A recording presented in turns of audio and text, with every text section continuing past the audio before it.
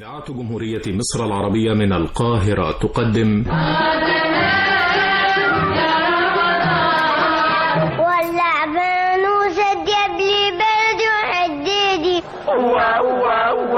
حاوي قالوا حلوة ومجنونة قلت وعجباني يا للمهزلة الشمس بندية فوازير رمضان. التوتة في البرغوتة يعني ايه؟ المدمس. لا يا سيد، دي مسائل عائلية. انا لازم اقول. ده انا اللي هقول وحلفت لو. رمضان كريم.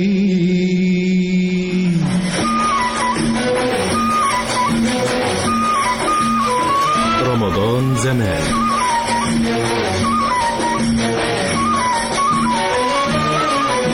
إعداد وتقديم صفية صبري.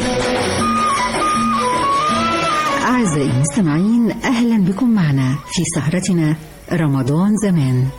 وفي هذه السهرة نستعيد معا أحلى الذكريات الإذاعية مع برامج رمضان التي قدمت منذ سنوات.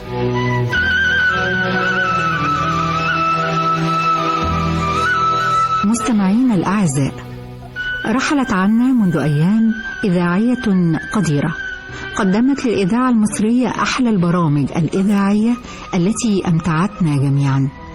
رحلت عنا الإذاعية القديرة الأستاذة سوسن أبو اليسر عليها رحمة الله. أعزائي، سنستمع بعد قليل لبرنامج عطر الأحباب، تقديم الإذاعية الراحلة سوسن أبو اليسر، والذي قدمته في شهر رمضان منذ سنوات. ولكن قبل استماعنا لهذا البرنامج، إليكم آخر حوار إذاعي سجلته مع الإذاعية الراحلة سوسن أبو اليسر بمناسبة عيد ميلادها في شهر فبراير الماضي.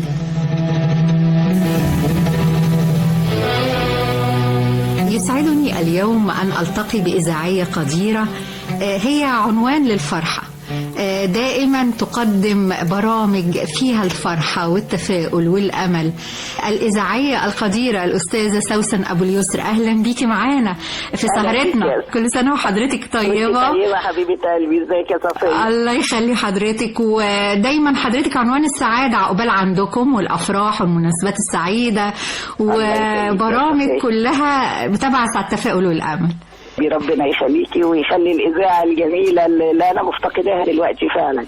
ربنا يديك الصحة. بس حضرتك بعيدة عننا، بس برامجك قريبة لينا في سهرتنا، دايما بتنورينا. الحقيقة حضرتك رحلتك